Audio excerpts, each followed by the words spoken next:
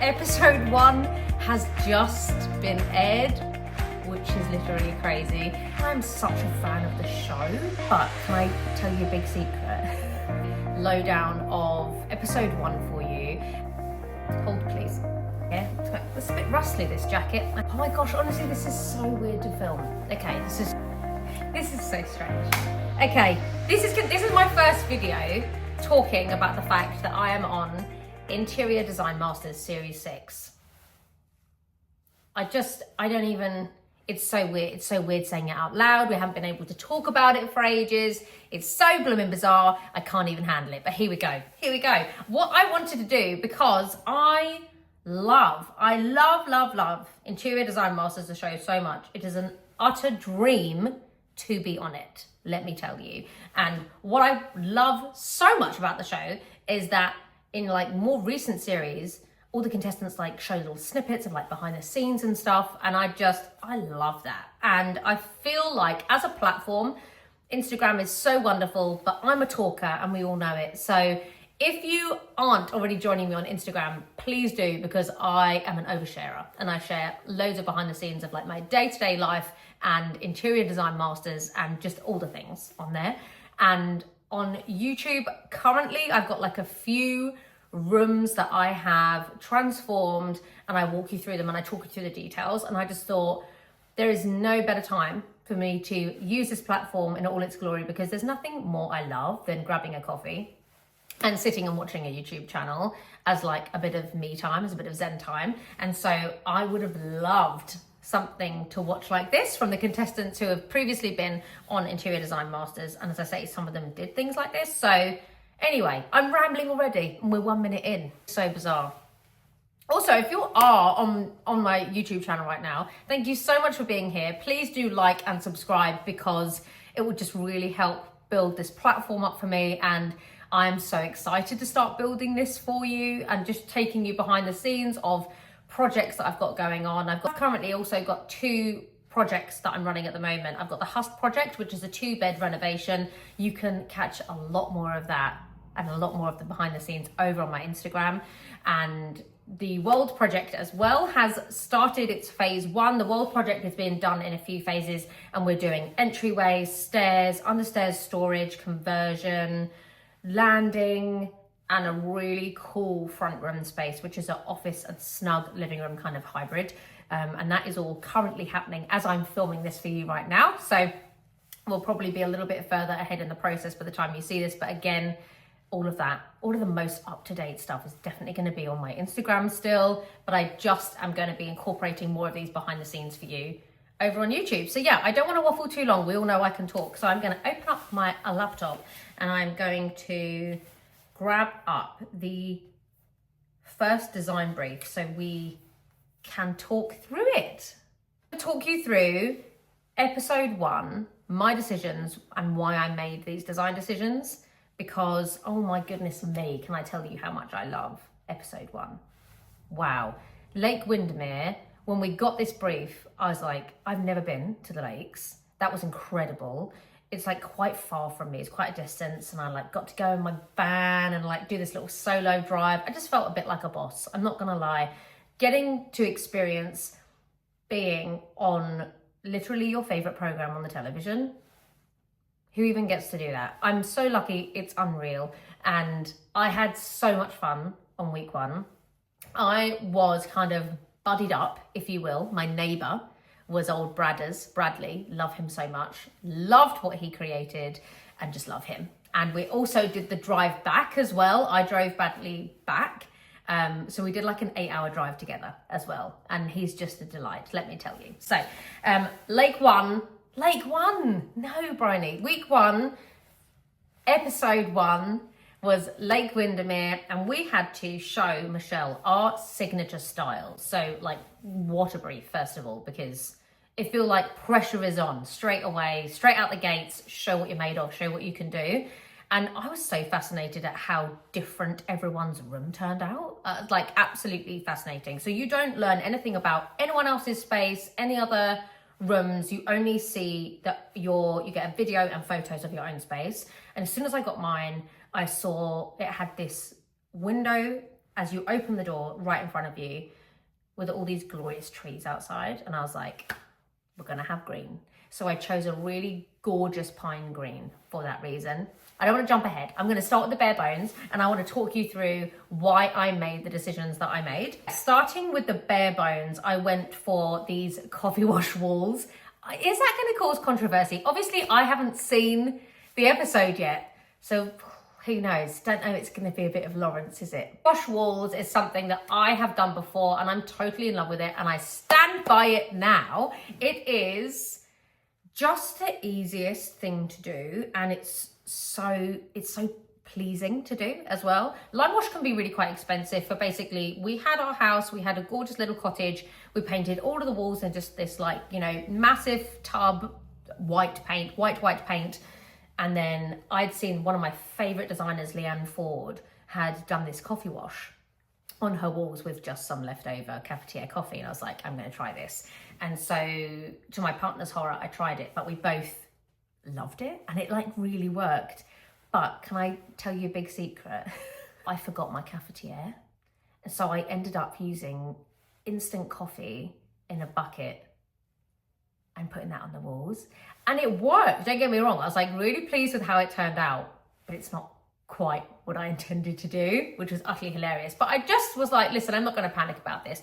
The wonderful Emma, as I was on the way, I sent a voice note to everyone. I was like, guys, I've forgotten a cafetiere. Has anyone got a cafetiere? And they must have all thought, who is this bougie girl that is like, I must have a cafetiere at this hotel? Like, no, it wasn't that I mean, I do. I am a coffee drinker, clearly. But I wanted the cafetiere for my room. Anyway, I didn't have a cafetiere, so I used a bucket with instant coffee and we are where we are. And it looked kind of good and I got through. So I'm here for it. But what I will do is create you a video of how you should do a coffee wash wall and just how epic it is. So coffee wash walls, and then I wanted the gorgeous green to be up and over the ceiling, kind of like a tree canopy. So I knew that I wanted it to come down the walls a little bit, so it felt like really engulfing and gorgeous. And then that led me on to how I was going to transform the bunk bed that we got given. And obviously you could replace the bunk bed if you wanted to, but £1,200 replace a bunk bed, I wouldn't even know where to start with that. So I was like, no, I can do something with this. So I was like, if I also paint that in that gorgeous green, that's also really lovely and engulfing.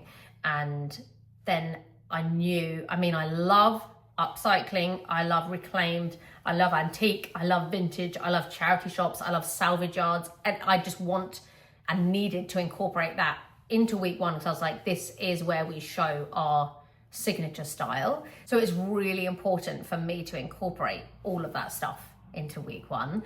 And I've seen these gorgeous doors at my local salvage yard that I go to all the time. I went down and I looked at them and they were the right measurements, and it actually worked out that my carpenter only had to trim off like a slither of the door on the side, and they just worked so well. And there was such a gorgeous wood tone. It really paired well with the green. It warmed up the white and the coffee wash walls, and that to me was like the trunk of the tree going up the bed and then the canopy of the green. And it didn't need to be this thing that was like a super obvious, like me stick some branches on the ceiling and things like that. I didn't want it to be like that. I just want it to be more of a feeling.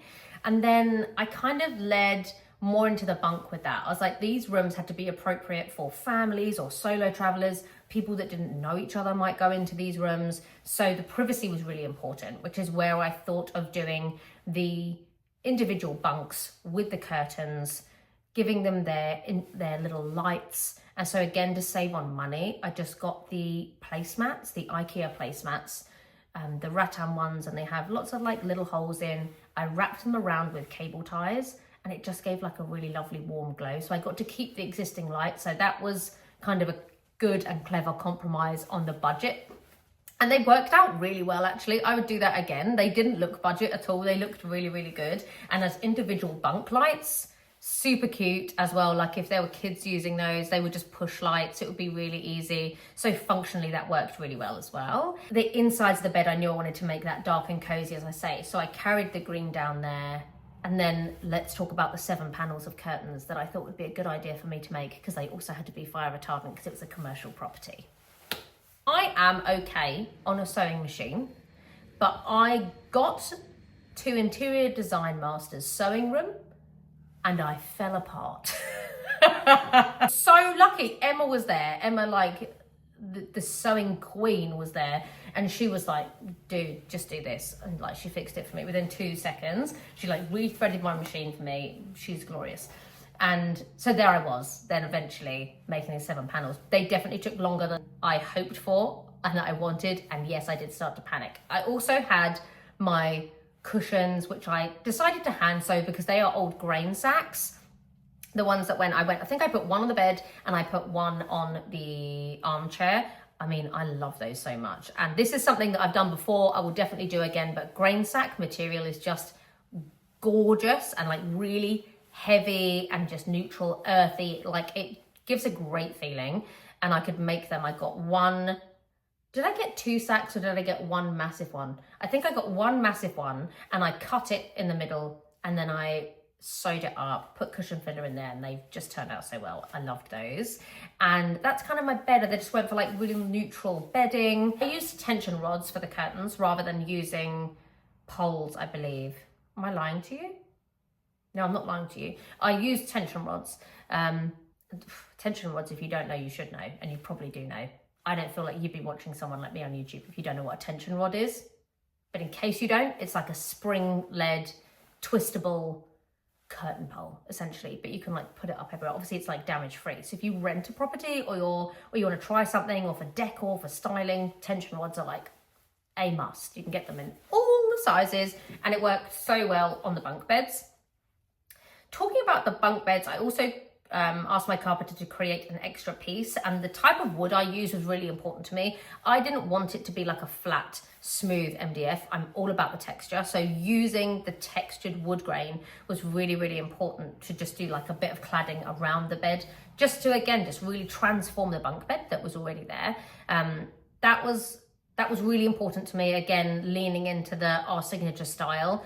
I am not really about too many smooth surfaces, or I am, so long as there's some also real juxtaposition with having real textured surfaces in there as well. So that was really important to me, to have the textured bed frame. When it comes to storage for the space, I added in a few things. I did my welly boot stand, so I knew I would have some leftover door from the end of the bunk, and then I had 2 roof tiles that I just fell in love with basically at the salvage yard, and I was like, how can I do this? And I kind of just fandangoed this thing under the sink, and my boots on top, and that's like good to go, right? You just want something really easy, and I wanted the room to tell the person that comes into it almost like how to use the space. So you had a chair at the end, you had the place to put your wellies, you could sit down here, you can use that for storage, hang your things up there, go to sleep here. Like I wanted it to be all really, really obvious, the function of the space. And also I had quite a small room, and it was quite naturally dark as well. So all of these things kind of had to work together. The hanging storage, I wanted open storage for hanging storage because I was like, people are going to be coming in with like wet things and big coats and things that you kind of want to air out a little bit. And I didn't want there to be a scenario where people come into a youth hostel and there's the musty wardrobe that you open up and you're putting your things in there. So I knew I wanted open storage. And so that led me to being like, well, if I've got this tree canopy, my idea of like the tree trunk and the green canopy going over the top, then I can just clip something straight up to the ceiling, use some like leather straps, put the bar in there, and that's all you need. So I did that. I love the look of that. I love kind of just like how simple it is, but it also looks quite contemporary, which I really loved in the space. So there's that storage. And then I also managed to bring in a £10 find from the charity shop, something like that. £10, £20. It was cheap. The gorgeous dock wood box, which is also extra seating. So I popped a cushion on there so you kind of know that that's extra seating as well. And then I also had hooks on the wall so you can hand things up there. But there was plenty of storage there, but I tried to make it still feel nice and open and spacious. Obviously, I added in the charity shop chair at the end, which again, I love any kind of woven texture. I loved that it was really light as well. It was a big chair, but it didn't feel massive in the space. And we have to talk about the repurposing challenge that was so in love with my little stall, and I've never made anything like that. I've made bits and pieces and I'm like kind of handy, but I've never made anything like that. Finding all of these gorgeous things, and saw this log and was like, love that. I don't know when a stick becomes a log. That's the thought that's crossing my mind, and I feel like I want to share that with you. When does a stick from a tree become a log from a tree? When does a stick become a log? Let me know in the comments below when a stick becomes a log. Is it a stick or is it a log? Is it a branch? It's a branch, that's why. It's a branch, I've solved it. A stick turns into a branch which becomes a log. The measurement of this I don't know, but I had a branch, didn't I? But isn't it beautiful? I'm gonna put some images right up here of how gorgeous this little stool turned out. So used this one lovely branch to make 3 legs, bit of ply circle on top, then used the epically coloured sheep's wool. Oh my God, it was so gorgeous. And just kind of bundled that on top, and it just turned out so cute. And that little slate on there, which is again local to the area, we could grab those on the challenge as well. So I did that as like a little coaster, put a cup on there, and I just love so much. Honestly, one of my most favorite things I've ever made is that. Also for the repurposing challenge, use a little bit of wool on my artwork. And this artwork for me, so Beatrix Potter's home, the home that inspired all of the Beatrix Potter stories, is from the lakes. And that was a big inspiration that I wanted to bring in, because I think it's a big deal. And if you were to come to the lakes with a family and you were to stay at this youth hostel, that would probably be on your to-do list of things to do. So I wanted to incorporate like a soft touch of rabbits somewhere. And at first I was like, do I just do like a little outline on the bed, on the bunk? Like that could be really cute that you kind of see it and you spot it. But I knew I also wanted some artwork down that end of the room. So I was like, no, I'm gonna sketch. And I was really nervous to sketch actually, because it is not something I do. I'm not a drawer. It's just not something that I do. I'm here for abstract, but if you ask me to do anything that's kind of like neat, or it's not me. Freehanded it and just kind of went for it. I was actually really pleased with how it turns out. I think it looks really, really lovely, and it works in that space. I added in, the frame is gorgeous. I just thrifted that. It was like a couple of pounds or something. And then added a little bit of the fluff to like Peter Rabbit's tail, like the sheep's wool, not fluff, the sheep's wool to Peter Rabbit's tail. And then the moss. Oh my gosh, I had to involve this moss somehow. I mean, the repurpose shot, I went too far. And I was like, oh, well, I also need some moss. Oh, and I also need the flowers, because I also hung the flowers from my coat hooks just because I really wanted to like finish off the space. And I love dried flowers. Love dried flowers. Compromise within this space, because I think it's important to talk about the compromise like more, because that is something that like when you're watching the program, you're like, oh my gosh, £1,200, like, and it kind of makes sense when you're watching it. You're like, oh, that's a good idea. Honestly, when you're doing it, it is such another thing. I can't even tell you how difficult it is. I'm like, and I kind of pride myself on being good at budgets. And I mean, I love a charity shop. I love salvage yards. So I know that I can get a good bang for my buck. I know that I can get good value, but this really was pushing the limitations of what you can do. So originally I was like, I'd love to do a slate backsplash for the sink. I quickly learned that like between the time that you have and the money that you have, I was like, also it's a skill that I absolutely have no idea what I'm doing. So I was like, I don't think that's the best idea. And I was really pleased that I made that call, and I just brought the green to that area, because I think the green really did a lot for that zone.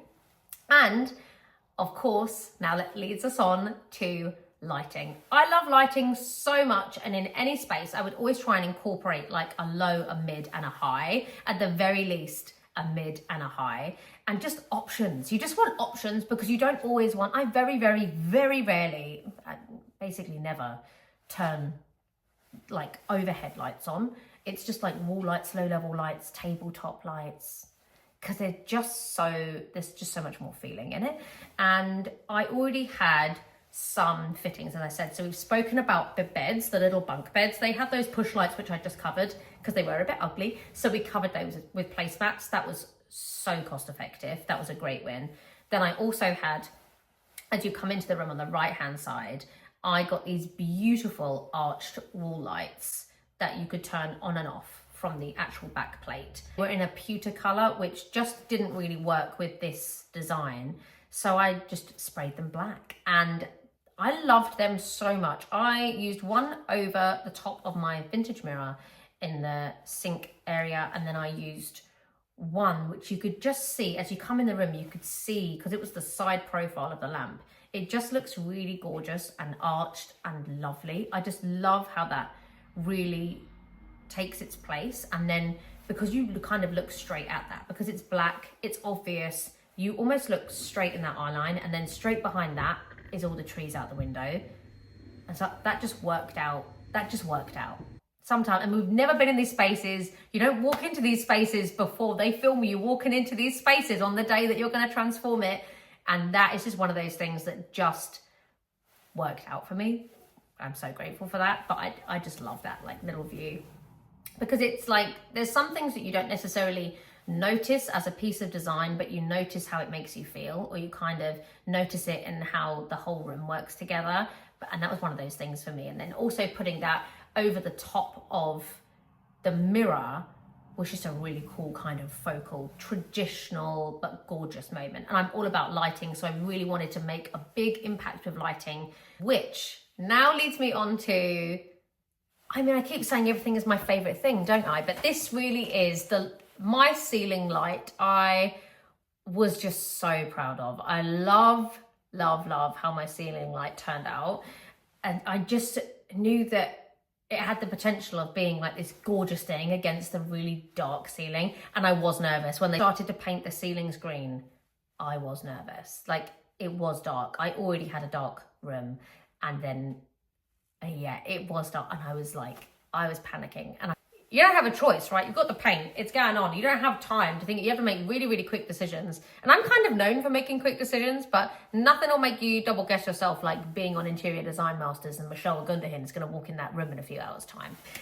So this light, I was really hoping that it would bring that ceiling to life again. So you'd have the contrast of the dark with the bright white. So I did the paper mache with kitchen towels, which I am going to make a video on because it just works so well. It's so easy. It's messy, but it's easy. It's really cost effective.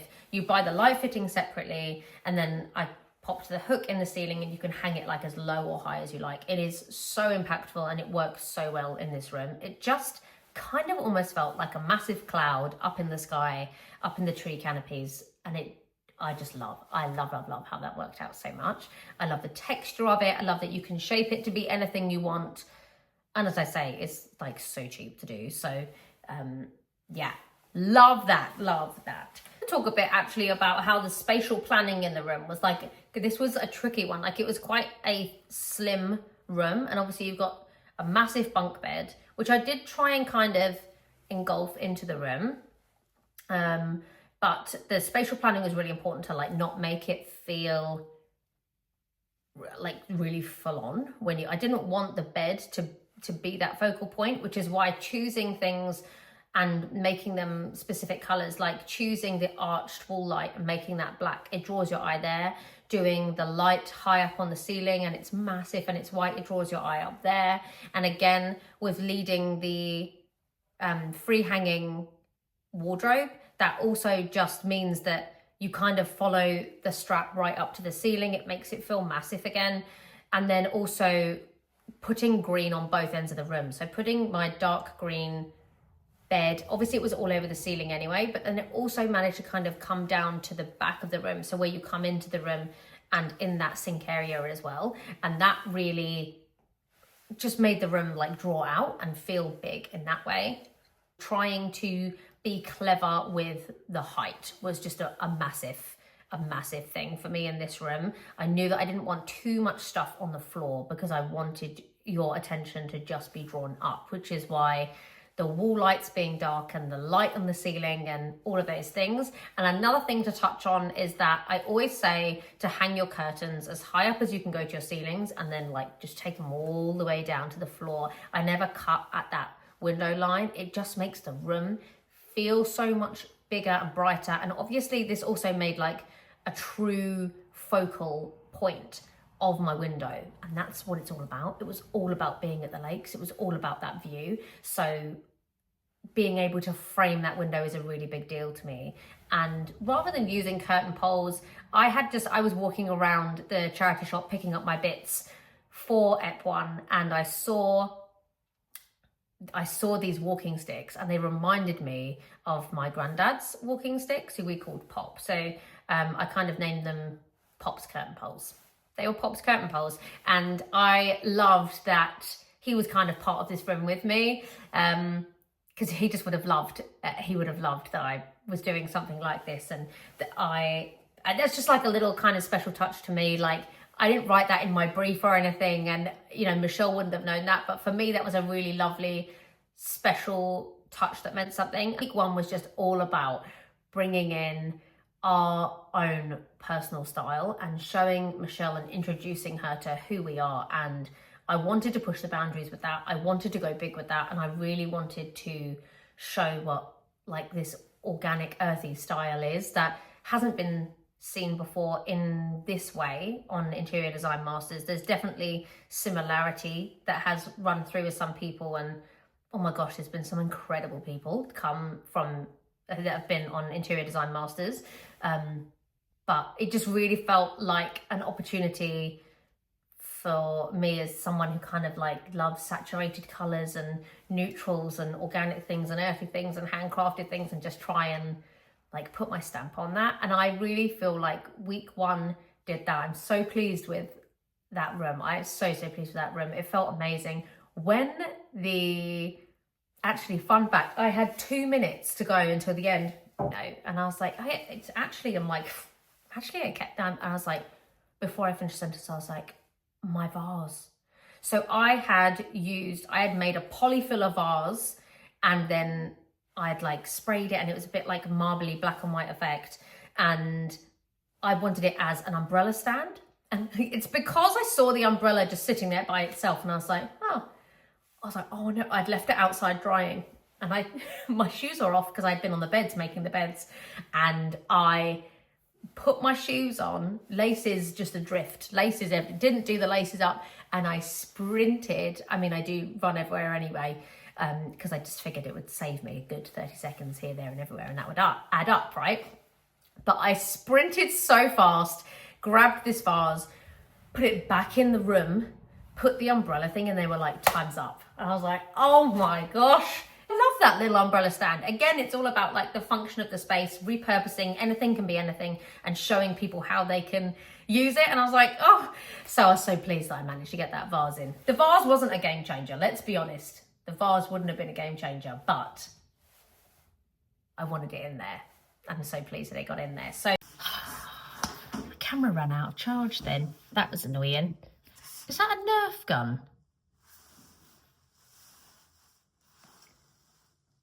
That right there's a Nerf gun. I don't know if that's been in all of the shots. Let's angle you down, pretend it doesn't exist. It's like it's never there. My coffee's gone though. Okay. I mean, I was basically at the end anyway, guys, but you know what I was saying? I was like, I could talk for days. I really could talk for days, but I don't want to do that to you just yet. I just want this to be like a really informal chat about some behind the scenes, about why I chose what I did. And I know you're going to see bits and pieces, obviously, on the actual show itself. But can I just reiterate what an utter dream it is? And they're week 1, standing there, buzzer went, and they're like, right, go. I felt just this rush of joy that I cannot express to you. I didn't feel nervous. I just felt so happy and so grateful to just be there and be surrounded by so many like-minded creatives. Everyone is so talented. Everyone was so talented. I don't know if I've ever been surrounded by that many people all at the same time, like squirreling away. We all had these designs. We all had these design briefs that we were doing. It's just a feeling that's totally unimaginable. And it was so epic. and it was so amazing. And I'm so happy with week 1 and how it turned out. I'm so happy to have got through week 1. And I also, at this moment, want to give a massive shout out to Essay, who is just one of the most gorgeous humans I've ever met. Like, his soul is just full of goodness.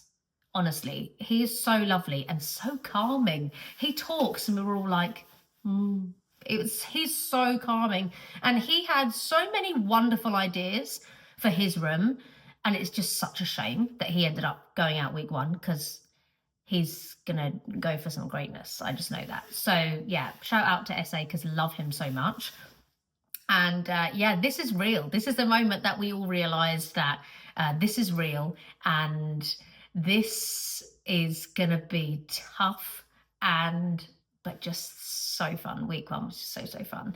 And just to address the elephant in the room, I am sitting next to paint samples, because I pretty much am always sitting next to some kind of paint sample, because we're choosing colours. We're definitely going with this one. This one. It's a Portland stone paint. No, it's not. It's a little green paint. Portland stone, pale, by Little Green. I'm obsessed with Little Green. And that's just working in this room, and that's what we're doing. Also, look at this unit. I am going to be swapping out the units, but this is like my latest charity shop find. In fact, I'm going to quickly show you, because I had it racked out the other day, so it's now got shelving in it. Oh, yeah. Oh, okay. It's also got a few things in it, and if you can see, it's got some Nerf bullets. So we've got the gun up the top, and then that's where the Nerf bullets apparently are being stored. But this is kind of where all of my like samples, I'm going to get baskets in there. That's where all of that stuff is going to be stored. But I mean, that's pretty gorgeous, isn't it? I've got a Pantone book, I've got some sort of a throw, and I've got some Little Green samples. So we're on our way there. I'm going to put those in there. But how gorgeous is the unit? I love it so much. To give it a repaint, this is exactly as I found it. There's 4 drawers on the bottom, and I'm going to change out those door handles. In fact, do you want to see a little close up? Should we turn you around? So yeah, you can see it's got such lovely detailing. 4 storage doors at the bottom, and then just these 2 gorgeous cupboards with the gorgeous detailing on the top, and the Nerf gun at the top there, which is brilliant. Yeah, just wanted to like address that, because I thought this isn't a design choice that I've gone for here, just kind of like the three splodges that will be painted soon. We were just testing paints. So yeah, that's it. That is my episode 1 of Interior Design Masters Series 6 Roundup. Still so blooming weird to say, honestly. Anyway, there is so much more stuff that's going to be on my Instagram as well, so do come and join me over there. But yeah, I am going to be doing an episode 2 roundup as well, so you will be able to come back next week and see that.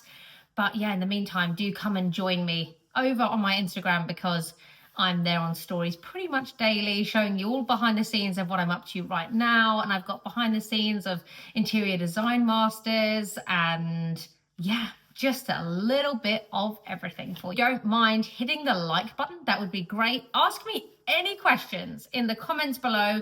I'd love to get them from you guys. Instagram, at the end of each show, I am going to be doing a Ask Me Anything, so you guys can put anything in the question box there. But please, if you've missed that, do pop it in the comments here, and I will get back to you, or I can address that in my next video. I'm going to be uploading much more to YouTube, so I hope that you stick around. Thanks for coming. Thanks for making it this far in the video if you have so far, and I'll see you soon, guys. Bye.